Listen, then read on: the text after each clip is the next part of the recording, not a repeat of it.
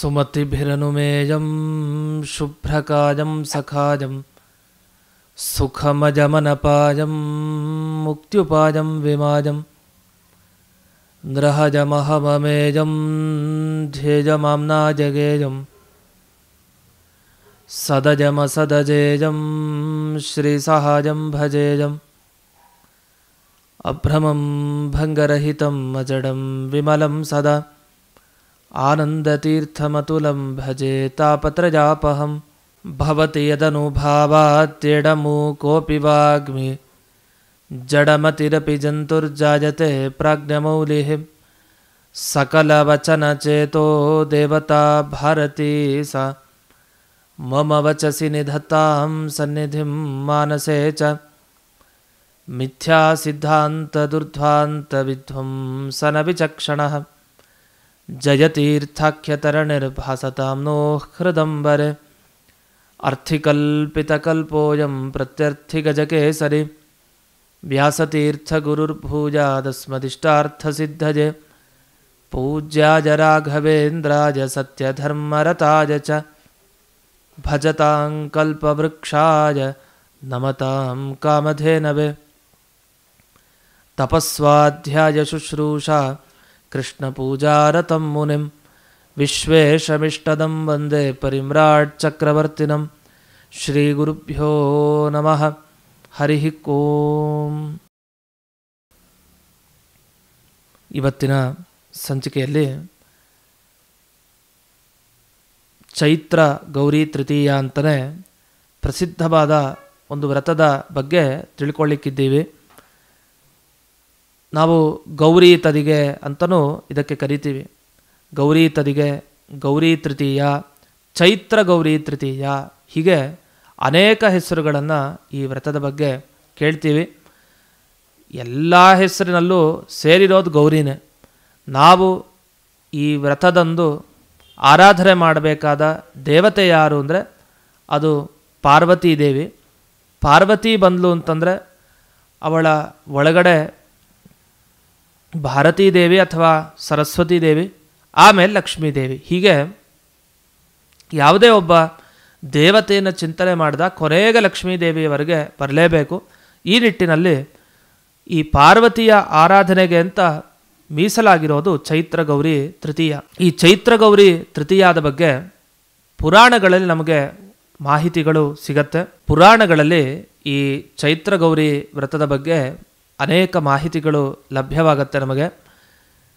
ಅದರಲ್ಲಿ ರಾಮನವಮಿಯ ಬಗ್ಗೆ ವರ್ಣನೆ ಮಾಡ್ತಾ ಹೋಗ್ತಾರೆ ಚೈತ್ರ ಮಾಸದಲ್ಲಿ. ಅದರ ವರ್ಣನೆ ಮಾಡ್ತಾ ರಾಮನವಮಿ ಬಗ್ಗೆ ಎಲ್ಲ ತಿಳಿಸ್ತಾರೆ ಪುರಾಣದಲ್ಲಿ. ತಿಳಿಸಿ ಇನ್ನೊಂದು ವಿಶೇಷವಾದ ವ್ರತ ಇದೆ, ಚೈತ್ರ ಮಾಸದಲ್ಲಿ ತಪ್ಪದೇ ಮಾಡಬೇಕಾದ ವ್ರತ ಇದು ಅಂತ ಅಲ್ಲಿ ಪ್ರಾರಂಭವನ್ನು ಮಾಡ್ತಾರೆ. ಅಲ್ಲಿ ರುದ್ರದೇವರು ತಾವು ಒಬ್ಬ ಬೇಡನಿಗೆ ಹೇಳ್ತಾ ಇದ್ದಾರೆ.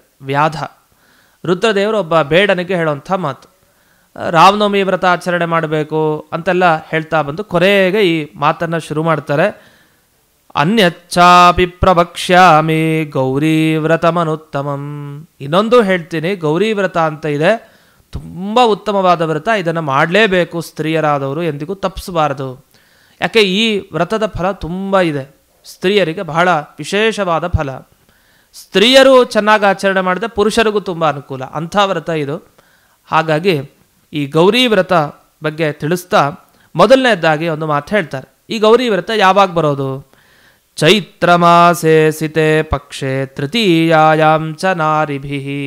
ಸ್ಪಷ್ಟವಾಗಿ ಹೇಳಿದರು, ಚೈತ್ರ ಮಾಸದ ಶುಕ್ಲ ಪಕ್ಷದ ತೃತೀಯ ದಿವಸ ಈ ವ್ರತ.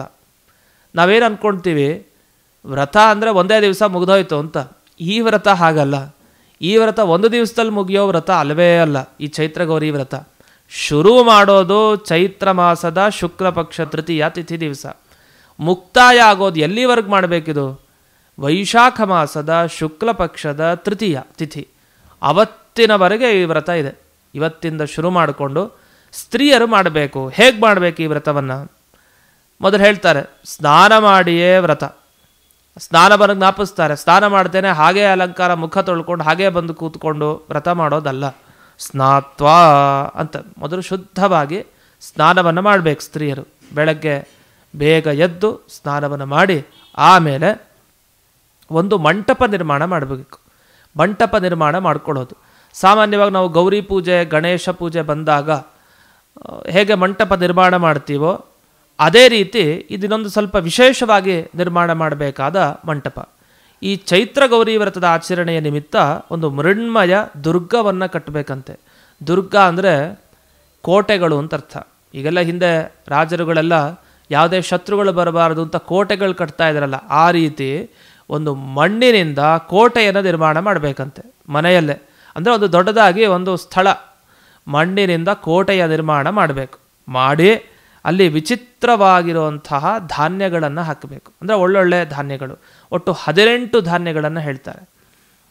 ಅಲ್ಲಿ ಬೇಳೆ ಇತ್ಯಾದಿಗಳು ಏನೇನು ಧಾನ್ಯ ಇದೆ ಅಂತ 18 ಧಾನ್ಯಗಳನ್ನು ಆ ಮೃಣ್ಮಯವಾದ ಆ ಕೋಟೆಯ ಒಳಗಡೆ ಹಾಕಬೇಕಂತೆ, ಅಲ್ಲಲ್ಲಿ. ಅಷ್ಟಾದ ಮೇಲೆ ಅದನ್ನು ಬೆಳೆಸೋ ರೀತಿಯಲ್ಲಿ, ಅಂದರೆ ಸುಮ್ಮನೆ ಹಾಕೋದಲ್ಲ ಆ ಧಾನ್ಯಗಳನ್ನು, ಮುಂದೆ ಆ ಧಾನ್ಯಗಳು ಫಲ ಕೊಡಬೇಕು. ಹಾಗೆ ಅಂದರೆ ಇದನ್ನೆಲ್ಲ ಎಲ್ಲಿ ಮಾಡಬೇಕು ಅಂತಾಯಿತು? ಮನೆ ಒಳಗಡೆ ಮಾಡಲಿಕ್ಕೆ ಸಾಧ್ಯ ಇಲ್ಲ.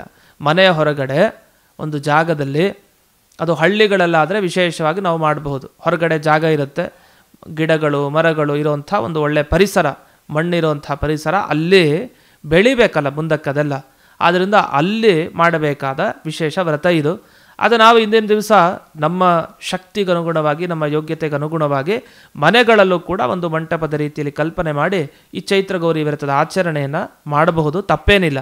ಫಲ ಕೊಟ್ಟೇ ಕೊಡ್ತಾನೆ ದೇವರು. ನಮಗೆ ಎಷ್ಟು ಶಕ್ತಿ ಇದೆಯೋ ಅಷ್ಟಕ್ಕನುಗುಣವಾಗಿ ನಾವಂತೂ ಖಂಡಿತ ಮಾಡಬೇಕು, ತಪ್ಪಿಸಬಾರ್ದು ಅನ್ನೋದರಲ್ಲಿ ಮುಖ್ಯವಾಗಿ ದೃಷ್ಟಿ ಇರಬೇಕು. ಸರಿ, ಆಮೇಲೆ ಏನು ಮಾಡಬೇಕು? ಪುಷ್ಪವೃಕ್ಷಾನ್ ಶುಭಾನ್ ತತ್ರ ವಾಪಯೇತ್ ಸರ್ವತಸ್ತತಃ. ಎಲ್ಲ ಕಡೆ ಈ ಹೂವು ಮರ ಅದನ್ನೆಲ್ಲ ಬೆಳೆಸ್ಬೇಕಂತೆ. ಅಂದರೆ ಅದಕ್ಕೆ ಬೆಳೆಸ್ಲಿಕ್ಕೆ ಬೇಕಾದ ಎಲ್ಲ ಕಡೆ ಅಲ್ಲಿ ಹೂವನ್ನು ಅದು ಇದನ್ನು ಬೆಳೆಸ್ಲಿಕ್ಕೆ ಬೇಕಾದ ಬೀಜಗಳನ್ನು ಎಲ್ಲ ಹಾಕಬೇಕು. ಹಾಕಿ ಆದಮೇಲೆ ಜಲಯಂತ್ರವನ್ನು ಮಾಡಬೇಕಂತೆ. ಅದಕ್ಕೆಲ್ಲ ನೀರು ಹೋಗಬೇಕಲ್ಲ, ಅಂಥ ಫೆಸಿಲಿಟಿ. ಆ ಗಿಡ ಮರವಾಗಿ ಅದೆಲ್ಲ ಬೆಳಿಬೇಕಲ್ಲ ಮುಂದೆ. ಆ ಬೆಳಿಲಿಕ್ಕೋಸ್ಕರ ನೀರಿನ ಯಂತ್ರವನ್ನು ನಿರ್ಮಾಣ ಮಾಡಬೇಕು. ಅದೆಲ್ಲ ನೀರು ಹೋಗಿ ಅದಕ್ಕೆ ಸೇರಿಕೊಳ್ಬೇಕು ಆ ಮಣ್ಣಿಗೆ. ಇಷ್ಟನ್ನು ಮಾಡಿ ಅಲ್ಲಿ ಅವತ್ತಿನ ದಿವಸ ಈ ತೂರ್ಯ ಅಂದರೆ ವಾದ್ಯಗಳೆಲ್ಲ, ಅಂದರೆ ಮಂಗಳಕರವಾದ ಶಬ್ದಗಳೆಲ್ಲ ಬರೋ ಥರ, ಅದಕ್ಕೆಂದ್ರೆ ಗೌರಿ ವ್ರತ ತಾನೆ, ಅದರಿಂದ ಮಂಗಳಕರವಾದ ಶಬ್ದಗಳು ಬರೋ ಥರ ವ್ಯವಸ್ಥೆಯನ್ನು ಮಾಡಿಕೊಂಡು ಮಂಟಪವನ್ನು ಮಾಡ್ಕೊಳ್ಬೇಕು. ಹೇಗೆ ಈ ರಾಮನವಮಿಗೆ ರಾಮ ದೇವರಿಗೆ ಒಂದು ಮಂಟಪ ಅಂತ ಮಾಡ್ತಾರೋ ಆ ರೀತಿ ಒಂದು ಮಂಟಪ ಮಾಡೋದು. ಮಂಟಪ ಮಾಡಿಕೊಂಡು ಅಲ್ಲೊಂದು ತಂಬಿಗೆ ಇಡಬೇಕು, ದೊಡ್ಡ ತಂಬಿಗೆಯನ್ನಿಟ್ಟು ಅದಕ್ಕೆ ನೀರನ್ನು ತುಂಬಿಸಿಕೊಂಡು ಆಮೇಲೆ ಅದಕ್ಕೆ ಹೂವು ಅದು ಇದು ಎಲ್ಲ ಹಾಕಬೇಕು. ಹಾಕಾದ ಮೇಲೆ ಆ ತಂಬಿಗೆಯ ಹಿಂದೆ ಒಂದು ತೊಟ್ಟಿಲು ಥರ ಮಾಡಬೇಕಂತೆ, ಉಯ್ಯಾಲೆಯನ್ನು ನಿರ್ಮಾಣ ಮಾಡಬೇಕು. ಅದರಲ್ಲಿ ದೋಲಕ ಅಂತ ಕರೀತಾರೆ, ದೊಡ್ಡ ಉಯ್ಯಾಲೆಯನ್ನು ನಿರ್ಮಾಣ ಮಾಡಿ ಅಲ್ಲಿ ಗೌರಿಯ ಮೂರ್ತಿಯನ್ನು ಇಡಬೇಕಂತೆ. ಆ ಗೌರಿಯ ಮೂರ್ತಿಯನ್ನು ಇಡಬೇಕು. ಆ ಮೂರ್ತಿ ಎಂಥದ್ದು, ಯಾವುದರಿಂದ ನಿರ್ಮಾಣ ಮಾಡಿರಬೇಕು? ಕಾಂಚನೀಂ ರಾಜತೀಂ ಮೂರ್ತಿಂ ಅಂತ ಹೇಳ್ತಾರೆ. ಅಂದರೆ ಒಂದು ಬಂಗಾರದ ಪ್ರತಿಮೆ ಆಗಬಹುದು ಅಥವಾ ಬೆಳ್ಳಿಯ ಮೂರ್ತಿ ಆಗ್ಬೋದು. ಹೀಗೆ ಬಂಗಾರದ ಗೌರಿ ಪ್ರತಿಮೆ ಅಥವಾ ಬೆಳ್ಳಿಯ ಗೌರಿ ಪ್ರತಿಮೆ ಎರಡನ್ನು ಆ ತೊಟ್ಟಿಲು ಏನಿದೆ ಅಥವಾ ಉಯ್ಯಾಲೆ ಏನಿದೆ ಅದರ ಮೇಲೆ ಅದನ್ನು ಇಡಬೇಕು. ಇಟ್ಟು ಎಷ್ಟು ದಿವಸ ಆರಾಧನೆ ಮಾಡಬೇಕು ಅಂದರೆ ಮಾಸಮೇಕಂ ಪ್ರಪೂಜಯೇತ್, 1 ತಿಂಗಳುಗಳ ಕಾಲ ಪೂಜೆ ಮಾಡಬೇಕಂತೆ. ಹಾಗಾದ್ರೆ 1 ದಿವಸಕ್ಕೆ ಮುಗಿಯೋ ವ್ರತ ಅಲ್ಲ ಇದು. ಹಾಗಾದ್ರೆ 1 ತಿಂಗಳು ಮಾಡಬೇಕಾ? ಇದು ಸಾಧ್ಯ ಅಲ್ಲಪ್ಪ ಅಂತ ಯೋಚಿಸೋ ಹಾಗಿಲ್ಲ. ಅದಕ್ಕೂ ಒಂದು ಅವಕಾಶವನ್ನು ಮುಂದೆನೇ ಪುರಾಣ ಕೊಟ್ಟಿದೆ. ಅಂತೂ 1 ತಿಂಗಳುಗಳ ಕಾಲ ಹೀಗೆ ಗೌರಿ ದೇವಿಯ ಪೂಜೆಯನ್ನು ಮಾಡಬೇಕು ಅಂತ ಬಂತು. ಇಷ್ಟ ಆದಮೇಲೆ ಶಕ್ತಿ ಇಲ್ಲ ಅಂತ ಇಟ್ಕೊಳ್ಳಿ. ನಮಗೆ ಬಂಗಾರದ ಮೂರ್ತಿ ನಾವು ಎಲ್ಲಿಂದ ತೊಗೊಂಬರ್ಬೇಕು? ಈಗ ಬಂಗಾರದ ಗೌರಿ ಪ್ರತಿಮೆ, ಬೆಳ್ಳಿಯ ಗೌರಿ ಪ್ರತಿಮೆ ನಮ್ಮ ಕೈಲಿ ಅಸಾಧ್ಯ ಅಂದರೆ ತಾಮ್ರಜಾಂ ಕುರಿಯಾತ್, ತಾಮ್ರದಿಂದ ನಿರ್ಮಾಣಗೊಂಡಂತಹ ಗೌರಿ ಪ್ರತಿಮೆ ಇದ್ದರೂ ಸಾಕು, ಅದನ್ನಾರು ಪೂಜೆ ಮಾಡಿ. ಅಥವಾ ಕಟ್ಟಿಗೆಯ ಪ್ರತಿಮೆ, ಕಾಷ್ಠಜಾಮ್ ಅಂತ ಹೇಳ್ತಾರೆ, ಕಟ್ಟಿಗೆಯ ಪ್ರತಿಮೆ ಗೌರಿ ಪ್ರತಿಮೆಯನ್ನು ಇಟ್ಟು ಪ್ರತಿ ದಿವಸ ಎಲ್ಲ ಸ್ತ್ರೀಯರು ಮಂಗಲ ದ್ರವ್ಯೈಹಿ, ಮಂಗಳ ದ್ರವ್ಯಗಳು ಅರಿಶಿನ ಕುಂಕುಮ ಇತ್ಯಾದಿ ದ್ರವ್ಯಗಳೇನಿದೆ, ಇಂಥ ಮಂಗಳ ದ್ರವ್ಯಗಳಿಂದ ಆ ಗೌರಿ ದೇವಿಯ ಪೂಜೆಯನ್ನು ಮಾಡಬೇಕು. ಮೊದಲನೇದಾಗಿ ಇದೊಂದು ವಿಷಯವನ್ನು ತಿಳಿಬೇಕು. ಸ್ತ್ರೀಯರು ಮಾಡಬೇಕು ಆದ್ರೆ ಪುರುಷರು ಮಾಡಬಾರ್ದಾ? ಪುರುಷರು ಪೂಜೆ ಮಾಡಬೇಕು. ಪುರುಷರು ತಾವು ಶುಭ್ರವಾಗಿ ಸ್ನಾನವನ್ನು ಮಾಡಿಕೊಂಡು ತಮ್ಮ ನಿತ್ಯಾನುಷ್ಠಾನ ಎಲ್ಲ ಮಾಡಿ, ಬರೀ ಗೌರಿ ಅಲ್ಲ, ಪಾರ್ವತಿಯ ಜೊತೆಗೆ ರುದ್ರದೇವರನ್ನು ಅಲ್ಲಿ ಆರಾಧನೆ ಮಾಡಬೇಕು. ಹಾಗಾದರೆ ಗೌರಿ ಜೊತೆಗೆ ರುದ್ರದೇವರನ್ನು ಆರಾಧನೆ ಮಾಡಬೇಕು. ಗಂಡಸರು ಮಾಡಿ ಆಮೇಲೆ ನಂತರ ಹೆಂಗಸರು ತಾವು ಪ್ರತಿನಿತ್ಯ ತಮ್ಮ ಮಂಗಳ ದ್ರವ್ಯಗಳಿದೆ ಅದರಿಂದ ಅದಕ್ಕೆ ಅರ್ಚನೆಯನ್ನು ಮಾಡುವಂತಹ ಒಂದು ಕ್ರಮ. ಇಷ್ಟಾಗಿ ಪ್ರತಿ ದಿವಸ ಇನ್ನೇನೇನು ಮಾಡಬೇಕು ಗೌರಿ ಪೂಜೆಯ ದಿವಸ ಅಂದರೆ, ಸುವಾಸಿನಿಯರು ಸುಮಂಗಲಿ ಸ್ತ್ರೀಯರನ್ನು ಮನೆಗೆ ಕರಿಬೇಕು. ಕರೆದು ಅವರನ್ನು ಪ್ರತಿ ದಿವಸ ಪೂಜೆ ಮಾಡಬೇಕು. ಅಂದರೆ ಅವರಿಗೆ ಎಲ್ಲ ವಾಯನದಾನ ಅಂತ ಕೊಡೋದಿರುತ್ತೆ. ವಾಯನದಾನ ಬಹಳ ಪ್ರಸಿದ್ಧ. ಅಂಥ ವಾಯನದಾನವನ್ನು ಕೊಡೋದು, ಮೊರ ಇತ್ಯಾದಿಗಳನ್ನು ಇಟ್ಟು ಅಲ್ಲಿ ಮಂಗಳ ವಸ್ತುಗಳನ್ನು ಇಟ್ಟು ಬಾಗಿನ ಏನಿದೆ ಅದನ್ನೆಲ್ಲ ಕೊಟ್ಟು ಮಾಡುವಂಥ ಕ್ರಮವನ್ನು ಪುರಾಣಗಳು ತಿಳಿಸಿದೆ. ಅಷ್ಟೇ ಅಲ್ಲ, ಇದನ್ನು ಹೇಗೆ ಆಚರಣೆ ಮಾಡಬೇಕು ಅಂದರೆ, ಬ್ರಾಹ್ಮಣರ ಪೂಜೆಯನ್ನು ಗಂಡಸರು ಮಾಡಬೇಕು. ಅಂದರೆ ಮನೆಗೆ ಸದ್ಬ್ರಾಹ್ಮಣರನ್ನು ಕರೆಸಿ ಸತ್ಕಾರವನ್ನು ಮಾಡಿ ಅವರಿಗೆ ಭೋಜನವನ್ನು ಹಾಕಿಸ್ಬೇಕು. ವಸಂತ ಪೂಜೆ ಅಂತ ಕರೀತಾರೆ. ಈಗೆಲ್ಲ ವೈಶಾಖ ಮಾಸದಲ್ಲಿ ವಸಂತ ಪೂಜೆ ಬಹಳ ಪ್ರಸಿದ್ಧ. ಎಲ್ಲ ಬ್ರಾಹ್ಮಣರನ್ನು ಕರೆಸಿ ಒಳ್ಳೆಯ ಭವ್ಯವಾದ ಫಲಾಹಾರವನ್ನು ಹಾಕಿಸ್ತಾರೆ. ಆ ರೀತಿ ಭವ್ಯವಾದ ರೀತಿಯಲ್ಲಿ ಈ ಬ್ರಾಹ್ಮಣರಿಗೆ ಸತ್ಕಾರವನ್ನು ವಸಂತ ಪೂಜೆ ಅಂತ ಏನು ಕರಿತೀವಿ ಅದನ್ನು ಗಂಡಸರು ಹೇಗೆ ಮಾಡ್ತಾರೋ ಹಾಗೆ ಹೆಂಗಸರು ಕೂಡ ಪ್ರತಿನಿತ್ಯ ಸುವಾಸಿನಿ ಪೂಜೆ ಅಂತ ಮಾಡಬೇಕು. ಏನಾದರೂ ಮಾಡ್ಲಿಕ್ಕೆ ಸಾಧ್ಯ ಇಲ್ಲ, ಪ್ರತಿ ದಿವಸ 1 ತಿಂಗಳು ಹೇಗೆ ಕರೆಯೋದು, ಕಷ್ಟ, ಆಗ್ಲಿಕ್ಕೆ ಸಾಧ್ಯ ಇಲ್ಲ ಅಂದರೆ, ಸಿಗೋದೇ ಇಲ್ಲ ಯಾರು ಅಂತಂದರೆ, ಅಥವಾ ನಮಗೆ ಶಕ್ತಿ ಇಲ್ಲ ಅಂದರೆ, ಈ ಚೈತ್ರ ಗೌರಿ ತೃತೀಯ ದಿವಸ ಅಂತೂ ಮಿಸ್ ಮಾಡೋ ಹಾಗಿಲ್ಲ.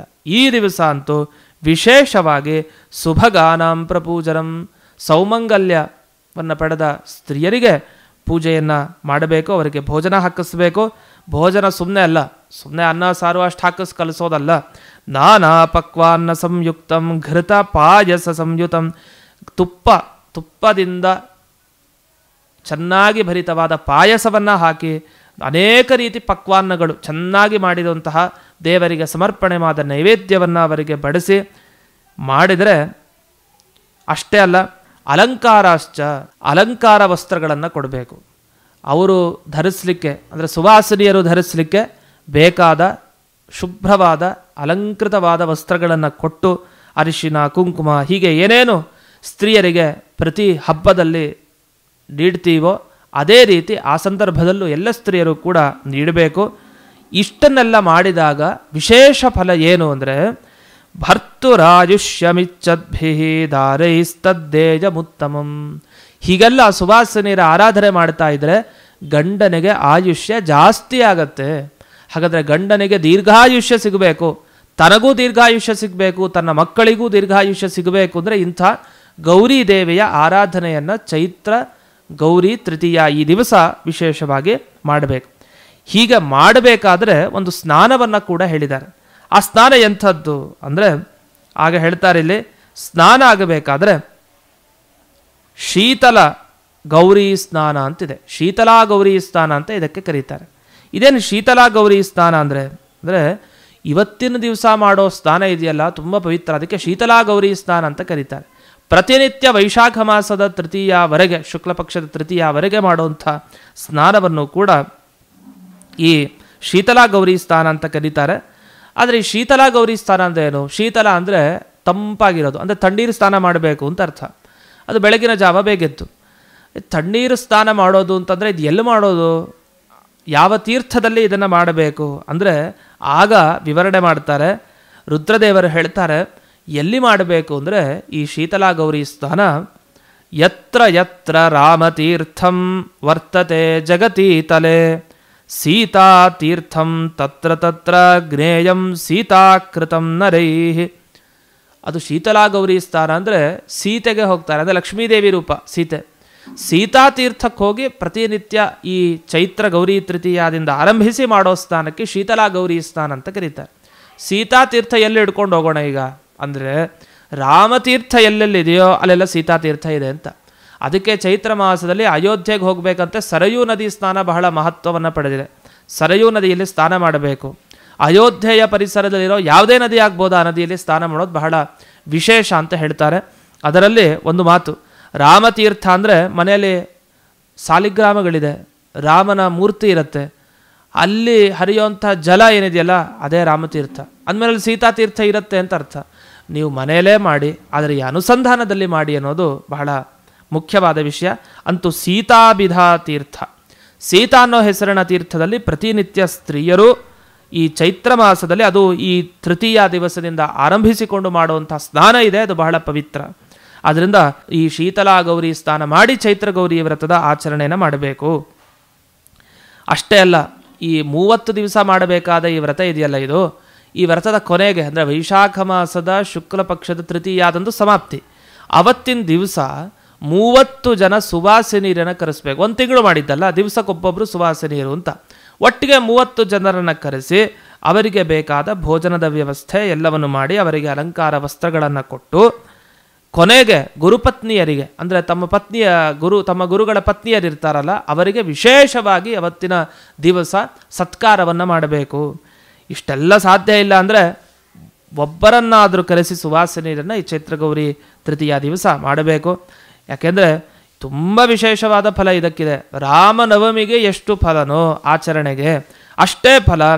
ತಥಾ ಹಿ ಗೌರ್ಯಾ ಶುಭ ಪೂಜನಂ ಸದಾ ಕುರುವಂತಿ ತೇ ಶ್ರೀ ಹರಿಲೋಕವಾಸಿನಃ. ಅವ್ರಿಗೆಲ್ಲ ಹರಿಲೋಕ ವಾಸ ಸಿಗತ್ತೆ. ಅಂಥ ಉತ್ತಮವಾದ ಫಲ ಈ ಚೈತ್ರಗೌರಿ ವ್ರತದ ಆಚರಣೆಯಿಂದ ಲಭ್ಯ ಅಂತ ಹೀಗೆ ಪುರಾಣಗಳು ಇದನ್ನು ತುಂಬ ಕೊಂಡಾಡಿದೆ. ನಮ್ಮ ಚೈತ್ರ ಮಾಸದ ಸಂದರ್ಭದಲ್ಲಿ ನೆನಪಿಸ್ಕೊಳ್ತಾ ಎರಡನ್ನೇ ಮುಖ್ಯವಾಗಿ ನೆನಪಿಸ್ಕೊಳ್ತಾರೆ. ಒಂದು ರಾಮನವಮಿ, ಜೊತೆಗೆ ಈ ಚೈತ್ರಗೌರಿ ತೃತೀಯ ಅಂದರೆ ಗೌರಿ ತದಿಗೆ. ಅಂಥ ವಿಶೇಷವಾದ ವ್ರತ ಇದು. ಅಷ್ಟೇ ಅಲ್ಲ, ಈ ಚೈತ್ರ ಮಾಸದಲ್ಲಿ ಯಾಕೆ ಈ ಗೌರಿ ವ್ರತಕ್ಕೆ ಜಾಸ್ತಿ ಮಹತ್ವ ಕೊಟ್ಟಿದ್ದಾರೆ ಅಂದರೆ, ಚೈತ್ರ ಮಾಸದ ಬಗ್ಗೆ ಒಂದೆರಡು ಮಾತುಗಳನ್ನು ತಿಳಿಲೇಬೇಕು. ಚೈತ್ರ ಮಾಸ ಸಮೋ ಮಾಸೋ ನ ಭೂತೋ ನ ಭವಿಷ್ಯತಿ. ಚೈತ್ರ ಮಾಸಕ್ಕಿಂತ ಒಂದು ಮಾಸ ಹಿಂದಕ್ಕೆ ಇರಲಿಲ್ಲ, ಮುಂದಕ್ಕೆ ಬರಲ್ಲ ಅಂತ.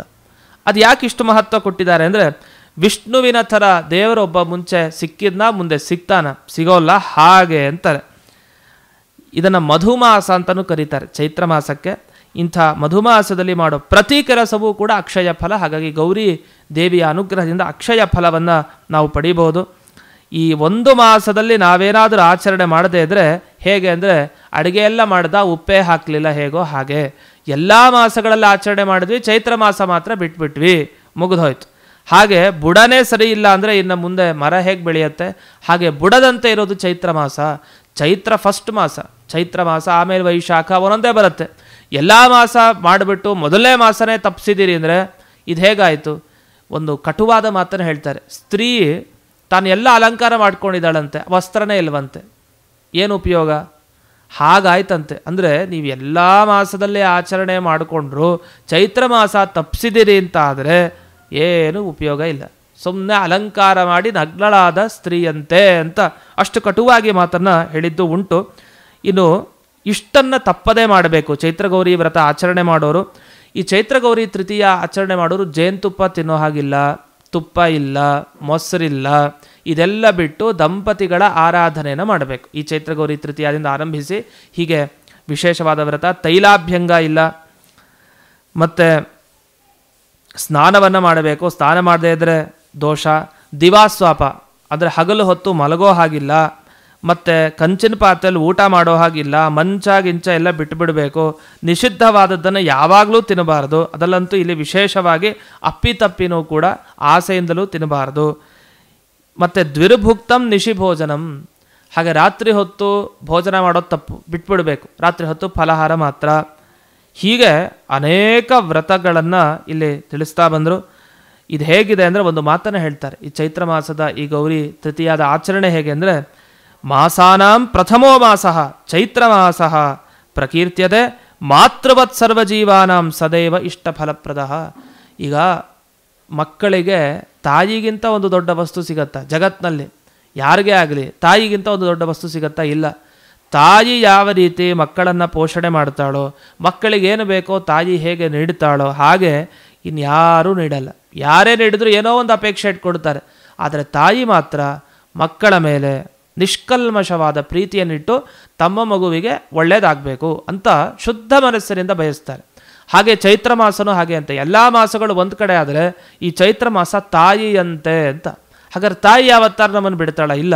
ಹಾಗೆ ಚೈತ್ರ ಮಾಸದಲ್ಲಿ ಮಾಡಿದ ಕರ್ತವ್ಯ ಖಂಡಿತ ಒಳ್ಳೆಯ ಫಲವನ್ನು ಕೊಡುತ್ತೆ ಅಂತ ಇಷ್ಟನ್ನು ಹೇಳಿ, ರಾಮತೀರ್ಥ ಈ ಸೀತಾತೀರ್ಥದಲ್ಲಿ ಸ್ನಾನ ಮಾಡಿ ಆ ಚೈತ್ರ ಗೌರಿ ವ್ರತದ ಆಚರಣೆಯನ್ನು ಮಾಡಬೇಕು. ಇದರ ಜೊತೆಗೆ ಇನ್ನೊಂದು ಮುಖ್ಯವಾದ ಅಂಶ ಹೀಗಿದೆ, ಈ ಚೈತ್ರ ಗೌರಿ ವ್ರತವನ್ನು ಆಚರಣೆ ಮಾಡ್ತಾ ಆಗಲೇ ತಿಳಿಸಿದಂತೆ ಮೊಸರು ತುಪ್ಪ ಅದನ್ನೆಲ್ಲ ಬಿಟ್ಟುಬಿಡ್ತಾರೆ ಆ ಸ್ತ್ರೀಯರು. ಬಿಟ್ಟು ಹೇಗೆ ಆಚರಣೆ ಮಾಡಬೇಕು ಅಂದರೆ, ಈ ಪಕ್ಷದಲ್ಲಿ ವಿಶೇಷವಾಗಿ ಚೈತ್ರ ಮಾಸ ಈ ಶುಕ್ಲ ಪಕ್ಷದ ತೃತೀಯದಿಂದ ಆರಂಭಿಸಿ ಇದರ ಮುಂಚೆ ದ್ವಿತೀಯಾತಿಥಿ, ಶುಕ್ಲ ದ್ವಿತೀಯಾತಿಥಿ ದಿವಸ ಗೌರಿ ಮತ್ತು ಶಿವನ ಪೂಜೆ ಇಬ್ಬರ ಆರಾಧನೆ ಮಾಡಬೇಕು. ತೃತೀಯಕ್ಕೆ ಬಂದರೆ ಹೀಗೆ ಹೇಗಿದ್ರು ಗೌರಿಯ ವಿಶೇಷವಾದ ಆರಾಧನೆ, ಚತುರ್ಥಿ ಗಣಪತಿ ಆರಾಧನೆ ಮಾಡಬೇಕು ಮುಂದೆ. ಇನ್ನು ಪಂಚಮಿ ಬಂದರೆ ನಾಗದೇವತೆ, ಷಷ್ಠಿ ದೇವತೆ ಬಂದರೆ ಸ್ಕಂದ, ಸಪ್ತಮಿ ಸೂರ್ಯ, ನವಮಿ ದುರ್ಗೆ, ಹುಣ್ಣಿಮೆ ದಿವಸ ಬಂದಾಗ ಎಲ್ಲ ದೇವತೆಗಳ ಪೂಜೆ. ಹೀಗಿದೆ ಒಟ್ಟು. ಈ ರೀತಿ ಈ ಚೈತ್ರ ಮಾಸದ ಶುಕ್ಲ ಪಕ್ಷ ದ್ವಿತೀಯ ತೃತೀಯ ತಿಥಿಯಂತೂ ಇವತ್ತಿನ ದಿವಸದಿಂದ ಆರಂಭಿಸಿ ವೈಶಾಖ ಮಾಸದ ಶುಕ್ಲ ಪಕ್ಷ ತೃತೀಯಾದವರೆಗೆ ಇದರ ವಿಶೇಷವಾದ ಆಚರಣೆ ಇದೆ. ಅಷ್ಟೇ ಅಲ್ಲ, ಉದ್ಯಾಪನ ವ್ರತ ಅಂತ ಇದೆ. ಉದ್ಯಾಪನ ವ್ರತವನ್ನು ಕೂಡ ಮಾಡಬೇಕು. ಅಂದರೆ ಇದನ್ನು ಮುಕ್ತಾಯ ಮಾಡೋದು. ಮುಕ್ತಾಯ ಮಾಡಬೇಕಾದ್ರೆ ದಂಪತಿಗಳನ್ನು ಕರೆಸಿ ಅವರಿಗೆ ಒಳ್ಳೆಯ ಸತ್ಕಾರವನ್ನು ಮಾಡಿ ಮಾಡುವಂಥ ಕ್ರಮ. ಅದರಲ್ಲೂ ಇಂತಿಂಥ ದಾನಗಳನ್ನು ಕೊಡಬೇಕು ಅಂತಿದೆ. ಅದರಲ್ಲಿ ಹಲವು ದಾನ, ವಸ್ತ್ರದಾನ ಆಗಬಹುದು, ಮತ್ತು ಕೂಷ್ಮಾಂಡ ದಾನ ಆಗಬಹುದು. ಹೀಗೆ ಹಲವು ದಾನಗಳನ್ನು ಈ ಚೈತ್ರ ಮಾಸದ ಈ ಸಂದರ್ಭದಲ್ಲಿ ಈ ಗೌರಿ ವ್ರತದ ಅಂಗವಾಗಿ ತಿಳಿಸಿದ್ದಾರೆ. ಅಷ್ಟೇ ಅಲ್ಲ, ಅಶ್ವತ್ಥಂ ಮುನಿವೃಕ್ಷಂ ಚ, ಅಶ್ವತ್ಥ ವೃಕ್ಷ, ವಟವೃಕ್ಷ, ಧಾತ್ರಿ ಪೂಜೆ, ಗೋವಿನ ಪೂಜೆ, ಅದು ಕಪಿಲ ಗೋವು ಸಿಕ್ಕಿದ್ರೆ, ಹೀಗೆ ಈ ಗೋವುಗಳ ಪೂಜೆ ಆಗಬಹುದು. ಹಾಗೆ ಗುರುಗಳ ಪೂಜೆ, ಮತ್ತು ದಾನಗಳ ಬಗ್ಗೆ ಬರ್ತಾ ಗೋದಾನ, ಭೂದಾನ, ತಿರದಾನ, ಹಿರಣ್ಯದಾನ, ಆಜ್ಯ ತುಪ್ಪದಾನ, ವಸ್ತ್ರದಾನ, ರೌಪ್ಯ ರಜತ ದಾನ, ಲವಣ ಉಪ್ಪಿನ ದಾನ, ಹೀಗೆ ಅನೇಕ ದಾನಗಳನ್ನು ಹೇಳಿದ್ದಾರೆ. ಇಷ್ಟನ್ನೆಲ್ಲ ಮಾಡಿದಾಗ ನಮಗೆ ಈ ಚೈತ್ರ ಗೌರಿ ವ್ರತದ ಪೂರ್ಣ ಫಲ ಅನ್ನೋದು ಸಿಗತ್ತೆ. ಹಾಗಂತ ಹೆದರ್ಕೊಳ್ಳೋ ಅವಶ್ಯಕತೆ ಇಲ್ಲ. ನಾವು ಈ ಪುರಾಣವನ್ನು ಕೇಳಿದ್ವಲ್ಲ, ಈಗ ಈ ಪುರಾಣವನ್ನು ಕೇಳಿದಾಗ ನಾವು ಪೂರ್ಣ ಮಾಡಲಿಕ್ಕಾಗದೇ ಇದ್ದರೂ ಇದನ್ನು ಕೇಳಿದಾಗ ಓ ಈ ಥರ ಬಂದಿದೆ ಅಂತ ಅನುಸಂಧಾನ ಮಾಡಿದಾಗ ನಮಗೆ ಪೂರ್ಣ ಫಲ ಆ ಗೌರಿದೇವಿ ರುದ್ರದೇವ ತಾನು ಅನುಗ್ರಹಿಸ್ತಾನೆ. ಅದು ನಾವು ಅಂದಿನ ದಿವಸ ಬಂದಾಗ, ವಿಶೇಷವಾಗಿ ಇಂದಿನ ದಿವಸ ನಾವು ಅದನ್ನು ತಪ್ಪದೆ ಆಚರಿಸಬೇಕು ಅಂತ ಅಭಿಪ್ರಾಯ. ಎಷ್ಟು ಸಾಧ್ಯನೋ ಅಷ್ಟು ನಮ್ಮ ಶಕ್ತಿಗೆ ಅನುಗುಣವಾಗಿ ಈ ಚೈತ್ರ ಗೌರಿ ವ್ರತವನ್ನು ಎಲ್ಲ ಸ್ತ್ರೀಯರು ಆಚರಿಸಿ ಆ ಗೌರಿ ದೇವಿಯ ಅನುಗ್ರಹಕ್ಕೆ ಪಾತ್ರರಾಗಿ ಅಂತ ಈ ಸಂದರ್ಭದಲ್ಲಿ ತಿಳಿಸ್ತಾ ಇಂದಿನ ಈ ಸಂಚಿಕೆಯನ್ನು ಅಸ್ಮತ್ ಗುರುವಂತರ್ಗತ ವ್ಯಾಸತೀರ್ಥ ಗುರುವಂತರ್ಗತ ಭಾರತೀ ರಮಣ ಮುಖ್ಯ ಪ್ರಾಣಾಂತರ್ಗತ ಶ್ರೀಮನ್ಮೂಲ ಗೋಪಾಲಕೃಷ್ಣನಿಗೆ ಅರ್ಪಣೆ ಮಾಡ್ತೇನೆ. ಶ್ರೀ ಕೃಷ್ಣಾರ್ಪಣಮಸ್ತು.